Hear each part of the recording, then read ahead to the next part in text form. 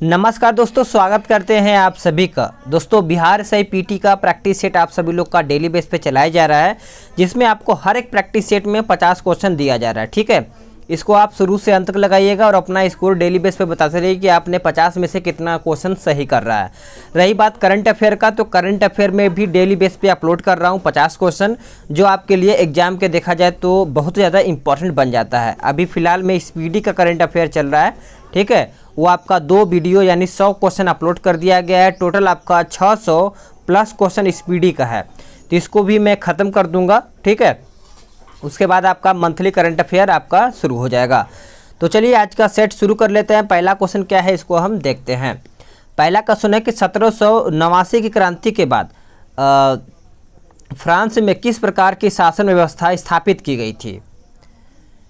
तो इसका आंसर हो जाएगा ऑप्शन डी, संवैधानिक राजतंत्र। यहाँ पे उत्तर हो जाएगा।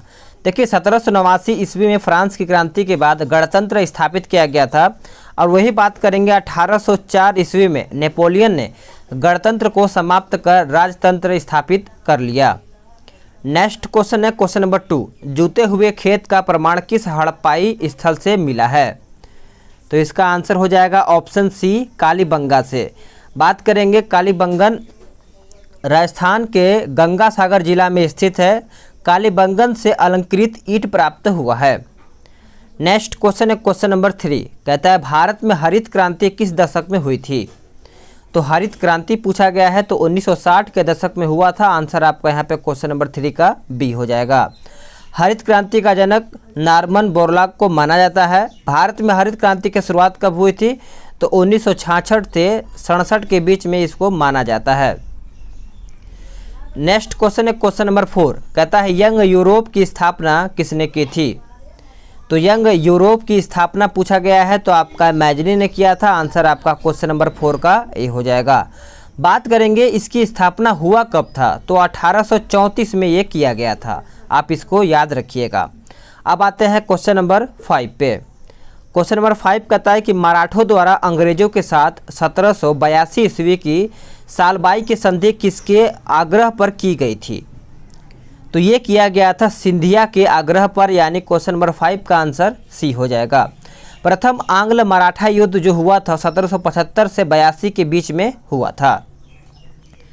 नेक्स्ट क्वेश्चन है कि सबसे अधिक बोली लगाने वाले को भूमि राजस्व वसूल करने का अधिकार देने की व्यवस्था का प्रमाण या फिर व्यवस्था का प्रारंभ सर्वप्रथम किसने किया?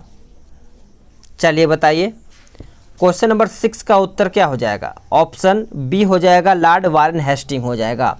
देखिए, पलासी के युद्ध के उपरांत संपन्न इलाहाबाद की संधि 1765 ईस्वी के बाद कंपनी को बंगाल, बिहार, उड़ीसा में भू राजस्व प्रशासन का अधिकार मिल गया था। नेक्स्ट क्वेश्चन है कि वर्ष 1920 में लाहौर से लाला लाजपत राय द्वारा कौन सा उर्दू समाचार पत्र प्रारंभ किया गया था? चलिए बताइए, इसका आंसर क्या होगा? इसका आंसर हो जाएगा ऑप्शन ए, वंदे मातरम। देखिए, यह बहुत लोकप्रिय समाचार पत्र था जिसकी लगभग 5000 प्रतियां प्रतिदिन लोगों तक पहुंची थी। विवादों के कारण 10 मई 1927 को यह समाचार पत्र को पुलिस द्वारा जब्त कर लिया गया। अब आते हैं नेक्स्ट क्वेश्चन पे, क्वेश्चन नंबर 8। क्वेश्चन नंबर 8 कहता है कि भारतीय राष्ट्रीय कांग्रेस की पहली महिला अध्यक्ष निम्नलिखित में से कौन थी? तो यहाँ पे अध्यक्ष के बारे में पूछा गया है, पहली महिला, तो आपका श्रीमती एनी बेसेंट हो जाएगा। आंसर आपका यहाँ पे बी हो जाएगा। इन्होंने वर्ष 1917 में कलकत्ता में संपन्न हुए कांग्रेस के 32वें अधिवेशन में अध्यक्षता की थी। एनी बेसेंट ने सितंबर 1916 में मद्रास में Akhil Bharatiya home rule league की स्थापना की थी। नेक्स्ट क्वेश्चन है कि 1905 ईस्वी में बंगाल विभाजन किस वायसराय ने किया था? तो आंसर आपका बी हो जाएगा, लॉर्ड कर्जन ने। याद रखिएगा, बंगाल विभाजन के निर्णय की घोषणा शिमला से 19 जुलाई 1905 ईस्वी को किया गया था। नेक्स्ट क्वेश्चन है कि किस चीनी राजा ने 220 ईसा पूर्व चीन की विशाल दीवार के निर्माण कार्य प्रारंभ किया था? तो इसका आंसर हो जाएगा ऑप्शन सी, हुएंग टी, यानी आंसर देखा जाए तो सी हो जाएगा। चीन की उत्तरी सीमा में सुरक्षा की दृष्टि से दीवार का निर्माण कार्य प्रारंभ कर दिया गया था। नेक्स्ट क्वेश्चन है कि मोहम्मद गौरी ने जयचंद को किस युद्ध में पराजित किया था? तो इसका आंसर हो जाएगा ऑप्शन सी, चंदावर का युद्ध जो 1194 में किया गया था। देखिए, चंदावर वर्तमान फिरोजाबाद जिले में यमुना तट पर स्थित है। जयचंद ने तराइन के द्वितीय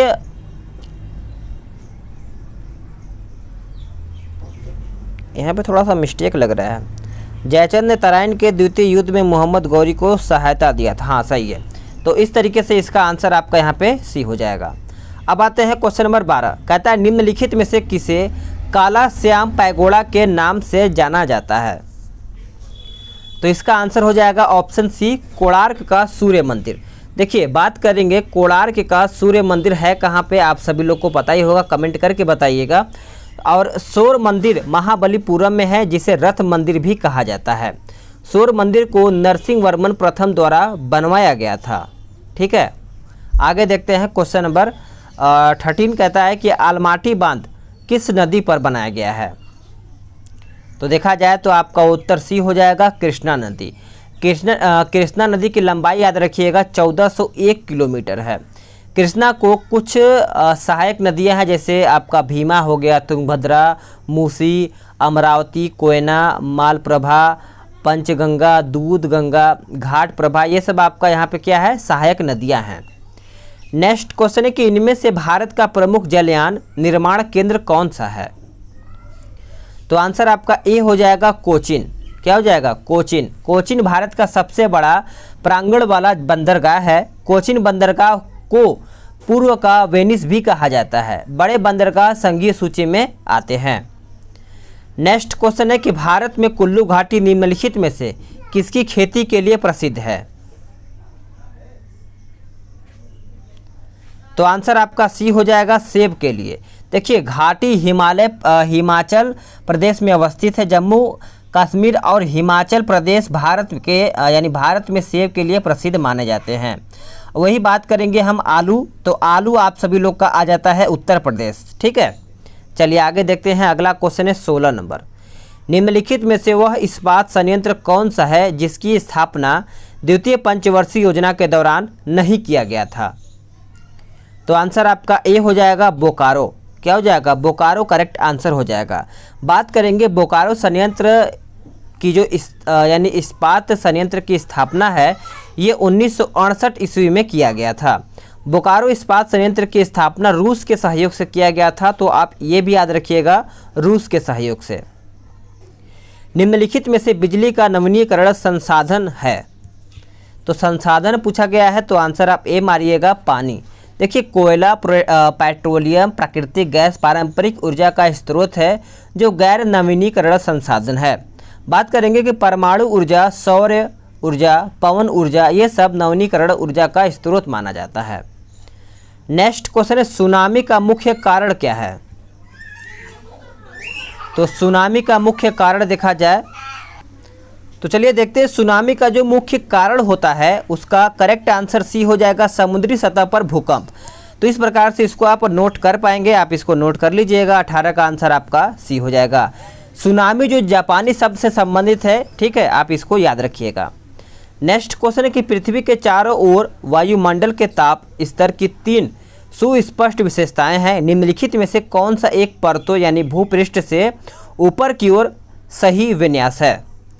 तो इसका आंसर सी हो जाएगा, क्षोभ मंडल, समताप मंडल और थर्मोस्फीयर। तो इस प्रकार से 19 का आंसर सी हो जाएगा। बात करेंगे 18 से 32 किलोमीटर की ऊंचाई तक समताप मंडल है, जहां समान ताप रहता है। नेक्स्ट क्वेश्चन है कि बिहार में प्रायः कैसी मिट्टी पाई जाती है? तो बिहार में देखा जाए तो जलोढ़ मिट्टी पाई जाती है, आंसर आपका सी हो जाएगा। बात करें नवीन जलोढ़ मिट्टी को खादर एवं पुरानी जलोढ़ मिट्टी को बांगर कहा जाता है। गंगा नदी के उत्तरी भाग बिहार में खादर एवं गंगा के दक्षिणी भाग में बांगर मिट्टी पाई जाती है। नेक्स्ट क्वेश्चन है कि भारत की संविधान सभा का अध्यक्ष कौन था? तो करेक्ट आंसर आपका डॉक्टर राजेंद्र प्रसाद हो जाएगा, यहाँ पे आंसर बी हो जाएगा। संविधान का प्रथम और अस्थायी अध्यक्ष सच्चिदानंद सिन्हा को 9 दिसंबर 1946 को बनाया गया था। डॉक्टर सच्चिदानंद सिन्हा को फ्रांस की परंपराओं के आधार पर अध्यक्ष बनाया गया था क्योंकि ये वरिष्ठतम सदस्य संविधान सभा में थे। तो आप इसको याद रख सकते हैं। विश्व की प्रथम महिला प्रधानमंत्री कौन थी? यहाँ पे विश्व का पूछा गया है, तो आंसर आपका यहाँ पे बी हो जाएगा, श्रीमती श्रीमाओ भंडार नायके। तो इस प्रकार से आंसर आपका 22 का बी उत्तर यहाँ पे हो जाएगा। ठीक है, अब आगे देखते हैं। अगला क्वेश्चन है कि अंतर्राष्ट्रीय न्यायालय के न्यायाधीशों का निर्वाचन कौन करता है? तो इस प्रकार से इसका आंसर देखा जाए तो बी हो जाएगा, महासभा तथा सुरक्षा परिषद संयुक्त रूप से। तो इस प्रकार से आंसर आपका बी हो जाएगा। बात करेंगे कि अंतर्राष्ट्रीय न्यायालय की स्थापना अंतर्राष्ट्रीय समस्याओं के समाधान के लिए किया जाता है। इसमें ऐसे विषय उठाए जाते हैं जिसका संबंध अंतर्राष्ट्रीय से हो। नेक्स्ट क्वेश्चन है कि निम्नलिखित में से संविधान का वह अनुच्छेद कौन सा है जो जम्मू और कश्मीर को विशेष दर्जा प्रदान करता था, जिसे संविधान की सूची से हटा दिया गया है? तो सभी को पता होगा 370 हो जाएगा, यानी आंसर आपका सी हो जाएगा। बात करेंगे कि उद्देशिका संविधान का भाग है, इसमें संशोधन किया जा सकता है। नेक्स्ट क्वेश्चन है 25, कहता है भारतीय संविधान का कौन सा भाग संविधान की आत्मा कहलाता है? तो इसका आंसर हो जाएगा 25 का ऑप्शन सी, उद्देशिका। आगे देखते हैं कि राष्ट्रपति रामनाथ कोविंद ने निम्न में से किस देश में महात्मा गांधी की एक कांस्य प्रतिमा का उद्घाटन किया? तो करेक्ट आंसर आपका 26 का देखा जाए तो स्विट्जरलैंड हो जाएगा, यानी ए उत्तर आपका यहाँ पे हो जाएगा। विश्व के अनेक देशों में महात्मा गांधी की प्रतिमा लगाई गई है, तो आप इस पॉइंट को भी अच्छे से याद रख सकते हैं। नेक्स्ट क्वेश्चन है कि लाइफ डिवाइन पुस्तक के लेखक कौन हैं? लाइफ डिवाइन, तो लाइफ डिवाइन के पूछा गया है बारे में, तो श्री अरविंद घोष हो जाएगा, आंसर आपका डी हो जाएगा। अगर पूछा जाए कि अरविंद घोष का जन्म कब हुआ था, तो 15 अगस्त 1848 को इनका जन्म हुआ था। आते हैं नेक्स्ट क्वेश्चन पे। अगला क्वेश्चन है कि किसी राज्य की प्रथम महिला मुख्यमंत्री कौन थी?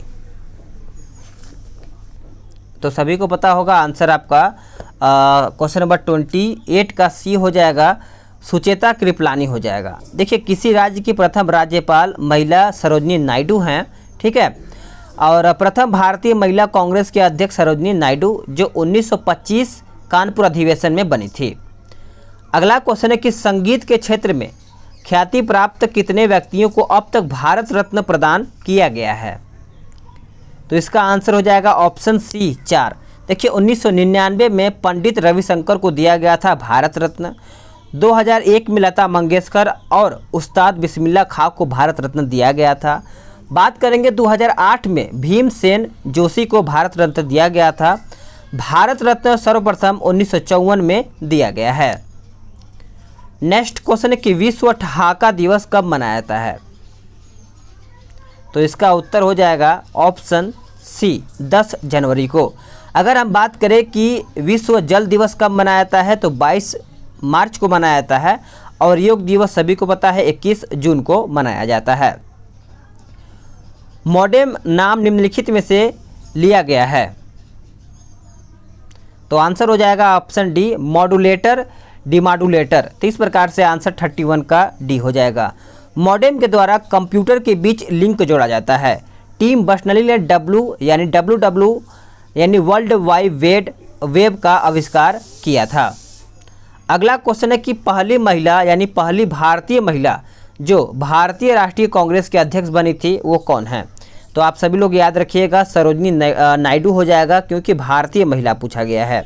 ठीक है, अगर प्रथम महिला पूछा जाए कांग्रेस का तो एनी बेसेंट मारिएगा। अगला क्वेश्चन है कि नेटिविटी चर्च कहाँ पर स्थित है? तो नेटिविटी चर्च देखा जाए तो बैथलेहम में हो जाएगा, आंसर आपका बी हो जाएगा। नेटिविटी चर्च के कारण में भारी युद्ध हुआ है। अगला क्वेश्चन, जब कोई व्यक्ति रोता है तो इसके सक्रियण के कारण नाक से जल विसर्जन होता है। तो इसका आंसर हो जाएगा ऑप्शन डी, अश्रुकारी ग्रंथि हो जाएगा। क्या हो जाएगा? ऑप्शन डी हो जाएगा। अश्रुकारी ग्रंथि जो भय या सुख में अश्रु छोड़ता है। ठीक है, लाल ग्रंथि जो होता है फेफड़ों को कहा जाता है क्योंकि इसका रंग लाल या फिर मटमैला होता है। नेक्स्ट क्वेश्चन है कि पादपों में मूल रोमों की मूल भूमिका पूछा गया है। तो इसका आंसर हो जाएगा ऑप्शन ए, मृदा से खनिज लवण और जल अवशोषण करना। यानी देखा जाए तो 35 का ऑप्शन आपका ये हो जाएगा। जल प्रकाश के विपरीत दिशा में ये बढ़ता है। आगे देखते हैं कि तत्व X ऑक्साइड का निर्माण करता है जिसका सूत्र X202 है। तत्व X का आवर्त सारणी में डैश की भांति समान समूह होने की संभावना अधिक है। तो इसका आंसर देखा जाए तो एल्यूमिनियम हो जाएगा, यानी 36 का आंसर आपका सी उत्तर हो जाएगा। 37 कहता है डैश स्कैरिस का साधारण नाम पूछा गया है। तो इसका आंसर हो जाएगा राउंड वर्म हो जाएगा, इसको आप याद रखिएगा। अगला क्वेश्चन है क्वेश्चन नंबर 38, कहता है निम्न में से लाल संवहनीय संयोजी ऊतक पूछा गया है। तो करेक्ट आंसर आपका सी हो जाएगा रुधिर। देखिए संयोजी ऊतक विभिन्न अंगों और ऊतकों को संबद्ध करता है तथा उन्हें कुछ अवलंब भी देता है। नेक्स्ट क्वेश्चन है कि क्षार के संबंध में निम्न में से कौन सही नहीं है। तो सही नहीं है तो आंसर आपका देखा जाए यहाँ पे क्या हो जाएगा, चलिए बताइए। 39 का आंसर देखा जाए तो सी हो जाएगा, यानी नीले लिटमस को लाल कर देना। यानी आंसर देखा जाए तो सी हो जाएगा। क्वेश्चन नंबर 40 कहता है अभी तक वैज्ञानिकों द्वारा पदार्थों की कितनी अवस्थाएं तय की गई हैं। तो आंसर आपका सी हो जाएगा 5। नेक्स्ट क्वेश्चन है कि लार ग्रंथि से डैश एंजाइम स्त्रावित होता है। तो आंसर आपका हो जाएगा ऑप्शन सी एमाइलेज। याद रखिएगा 41 का आंसर आपका सी हो जाएगा। मनुष्य में 3 जोड़ी जो लार ग्रंथियां हैं पाई जाती हैं। मनुष्य के लार में लगभग 90% जल तथा 10% एंजाइम पाया जाता है। 42 कहता है कि जब कोई वस्तु समान गति से गति कर रही हो तो इसका त्वरण क्या होगा। तो इसका त्वरण देखा जाए तो 0 हो जाएगा, यानी आंसर आपका सी हो जाएगा। किसी ऋणात्मक परिमेय संख्या का व्युत्पन्न क्या होगा। तो करेक्ट आंसर आपका यहाँ पे ए हो जाएगा। एक ऋणात्मक परिमेय संख्या होती है, यानी ए उत्तर हो जाएगा। नेक्स्ट क्वेश्चन, यदि आप एक गिलास को पानी और बर्फ़ से पूरी तरह भरते हैं और बर्फ़ पूरी तरह गल जाती है तो क्या होगा। तो इसका आंसर हो जाएगा ऑप्शन सी, जल स्तर पूर्वोत्तर रहेगा, यानी सेम रहेगा। नेक्स्ट क्वेश्चन के द्रव्यमान बटे आयतन बराबर क्या होगा। तो इसका आंसर हो जाएगा 45 का ऑप्शन बी घनत्व।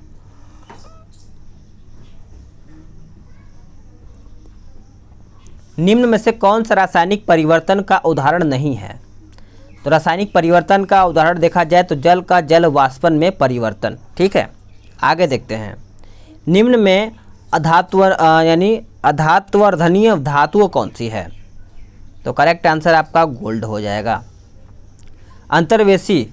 अंतर्वेशी विभज्योतक पाए जाते हैं कहाँ में। तो ये पाया जाता है पत्तियों के तल में, यानी आंसर आपका ए हो जाएगा। नेक्स्ट क्वेश्चन है कि हाइड्रोजन का इलेक्ट्रॉनिक विन्यास निम्न में से किसके समान होता है। तो ये देखा जाए तो आंसर आपका क्षारीय धातुओं के समान होता है, आंसर आपका सी हो जाएगा।